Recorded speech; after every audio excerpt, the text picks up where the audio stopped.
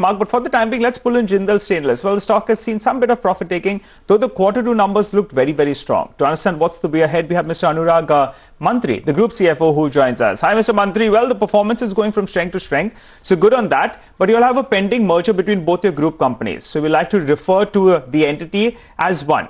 Give us a couple of numbers. Volumes, you were talking about 15 to around 20% approximately. The last time you said you will be trying to achieve that 20%. Is that on the cards? And also the EBITDA per ton, you all had revised the number up by close to 2,000 rupees the last time around. Scope to increase it further. After the quarter one numbers, you increased it to around 18 to 20,000. Further scope there? Yeah, so Nigel, okay, let me talk about on the merged entity as you mentioned. So volume growth side first you talked about, we guided for 15 to 20%. And given that because now almost 6 months, 6.5 months have already passed through the year, and looking at the current visibility and the trend and our product mix, now we are confident that we'll be achieving more towards 20, so 18 to 20%, and we are confident of achieving on a full year basis of around 18 to 20% of volume growth in a merged entity basis. On EBITDA per ton guidance, you are right. I think that we guided for 18 to 20,000. But we saw a good performance demand recovery in India as well as our export market, especially in US and Europe post quarter two and some of these second wave post quarter one, the second wave of COVID.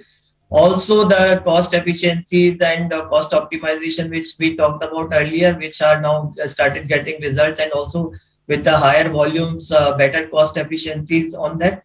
The other thing is that in terms of the continuous upward RM movement, we are seeing some of the positive inventory valuations also, which are reflecting because there are obviously a positive buying sentiments and stocking happening among the channel partners and the consumers also. So considering all this, now what we believe is that our full year numbers should look like in the range of 24 to 25,000 EBITDA per ton. 24 to 25,000 EBITDA per ton is what you're saying, Mr. Mantri? On a full year basis, 24 to 25,000, it looks achievable at this stage for us for full year basis FY22. Okay, Q2 you did 26,636 if you look at that number, you know, you had earlier guided for 15 to 17,000. Then post the first quarter, you revised that to 18 to 20,000, and now you're revising that to 24 to 25,000 for the full year. Yeah, so I think it's also because of Mangalam, as you must appreciate, is that quarter one we were having a second wave of recovery, and we were not clear how the market will recover. And with this, we were continue to maintain our focus on improving the product mix and the cost efficiencies. As soon as the market started showing the good recovery in the Indian as well as the export market, we will be able to capture those type of higher end application product and high end product mix on a better margin sales. Okay. So with this, we are now looking at 24 to 25,000 on full year basis to achieve this. And what happens? The quarter two number, this I just want to put one caveat is that because the quarter two number you referred, it has some of the forex gain also, so I'm not counting that. I'm saying without that that number looking like that. And let's talk about your balance sheet then. What exactly is the total debt on your books right now? How much of that is intercorporate deposits? We knocked that off. What is that number looking like? And your cost of finance? Yeah, so as you think that if I look at combined basis, by after knocking out the ICD, the net debt which are looking at a merged entity level is close to 2,950 crore around that. So it's less than 3,000 crore of the total debt at a turnover of more than 14,000 crore. So that's how the debt number looks like. Interest cost, if you see, it's almost more than 50% reduction in our interest cost on merged entity basis in last 1 year. And interest cost typically, which used to be around 5% of our revenue, now it's just 1.25% of our revenue. So there is a big improvement on interest cost, both on account of debt reduction as well as you would have seen, we were one of the fastest rating upgrade in the country in the metal sector. So we got almost 3 to 5 notch up, and we are now into A plus, and short term is A1 plus category. Mr. Mantri, we appreciate you equating the interest cost to the sales number, but what we would like to know is the cost of borrowing. That could have come down by how much? And as you're mentioning, there have been a couple of rating upgrades. So what was it maybe at the start of this year or a year ago, and what has it come down to? Please go ahead. Yeah, so if I look at on 1 year basis, the interest cost for us on a blended basis for working capital as well term loan has come down by more than 2.5%. And we just started this journey because with the rating improvement, we still had to achieve some of the few more milestones. So it will continue to work towards interest rate will continue to be improving further. And by the end of the year, I'm confident it will go further down by another 1%. What is it currently and what is it likely to improve to?